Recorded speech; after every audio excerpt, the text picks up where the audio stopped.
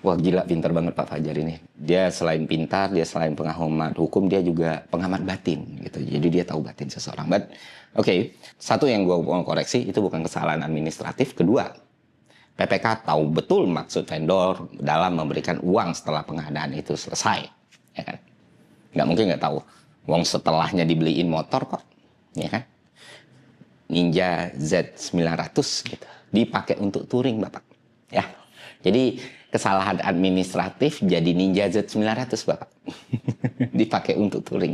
Jadi nggak bisa dibilang dia khilaf, nggak ada niat jahat. Kalau niatnya nggak jahat, ketika dia nerima uang itu harusnya dia langsung laporkan kalau dia dapat uang dari vendor, bukan dibeliin Ninja Bapak. Dan menurut saya seekor kera pun bisa memahami ini nih Bapak. Kalau orang dikasih duit sama vendor, terus dia udah beliin motor, dibilang nggak ada niat jahat, itu gimana ceritanya gitu.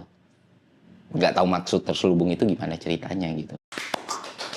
Wah gila, pintar banget Pak Fajar ini. Dia selain pintar, dia selain pengamat hukum, dia juga pengamat batin gitu. Jadi dia tahu batin seseorang. But oke, satu yang gue mau koreksi itu bukan kesalahan administratif. Kedua, PPK tahu betul maksud vendor dalam memberikan uang setelah pengadaan itu selesai, ya kan? Nggak mungkin nggak tahu. Uang setelahnya dibeliin motor kok, ya kan? Ninja Z900 gitu, dipakai untuk touring Bapak, ya.